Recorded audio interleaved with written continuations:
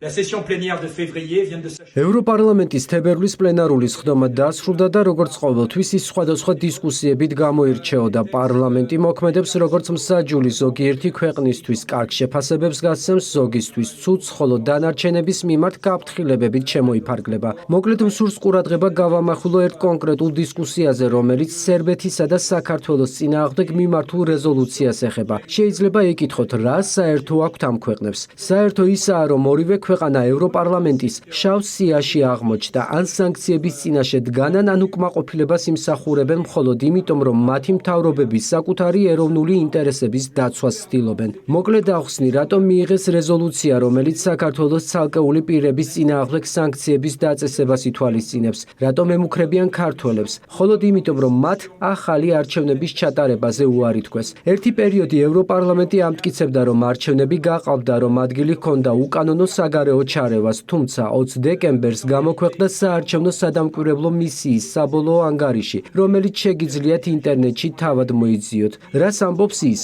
ის ამბობს, რომ დიახ, იყო დარღვევები, მაგრამ მათ არჩევნების შედეგზე გავლენა არ მოუხდენიათ. და რაც მთავარია, დოკუმენტში არც კი არის ნახსენები რუსეთის მხრიდან ჩარევა. რეალურად არავინ იცის, რატომ უნდა აიძულონ საქართველოს ჩაატაროს ახალი არჩევნები, მაგრამ კვლავ ერთი რეზოლუციის მიღებას მეორე მოსდევს. თუმცა მე შემიძლია გითხრათ რატომ. 2022 წლის 21 ივლისს საქართველოში ოფიციალური მისიის ფარგლებში ვიმყოფებოდი. შევხვდით პრემიერ-მინისტრს და თუ სწორად მახსოვს პარლამენტის ერთ-ერთ წევრს, რომელიც დღეს უკვე საგარეო საქმეთა მინისტრია. რა შეეხებოდა განხილვა? ევროკავშირის ოფიციალური პირები ქართველებს მოუწოდებდნენ, უნდა შემოიღოთ სანქციები რუსეთის წინააღმდეგ, უნდა გაწყვიტოთ მასთან ყველანაირი კავშირი, უნდა მიიღოთ შესაბამისი ზომები, მათ შორის საზღვრებზე.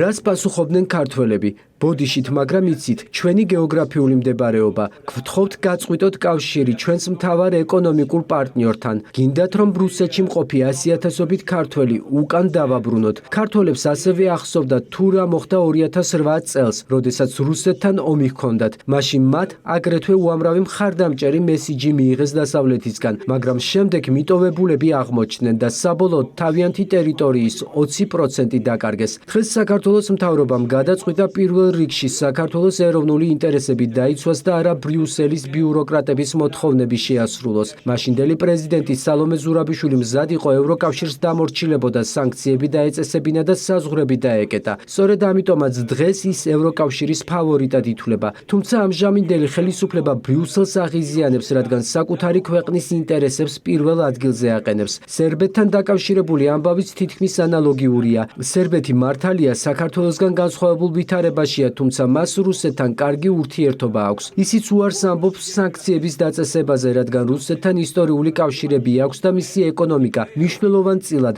ამ ურთიერთობებზეა დამოკიდებული. და სრულიად შემთხვევით სერბეთის მთავრობაც ევროკავშირის სამიზნედ იქცა. საბოლოოდ დასკვნა ნათელია, ევროპას უყვარს სხვებისთვის დარიგებების მიცემა. თუ ბრიუსელის მითითებებს შეასრულებთ, მოგეფერებიან და შეგაქებენ. თუ გაბედავთ და სხვაგვარად იმოქმედებთ, დაგგმობენ და დაგემუქრებიან. ეს საპარლამენტო სესია, რომლის ფარგლებშიც საქართველოს წინააღმდეგ რეზოლუცია მიიღეს და სერბეთთან დაკავშირებით დებატები გაიმართა, ამის მკაფიო მაგალითია. ორივე ქვეყნის მთავრობამ ერთი ფატალური შეცდომა დაუშვა. მათ არა ბრიუსელის სურვილები, არამედ საკუთარი სახელმწიფოებისა და მოქალაქეების ინტერესები დააყენეს პირველ ადგილზე. შეუძლია ვინმეს მათი დადანაშაულება? და ბოლოს ხომ არ დაამტკიცებს ისტორია, რომ სწორედ ისინი იყვნენ მართლები?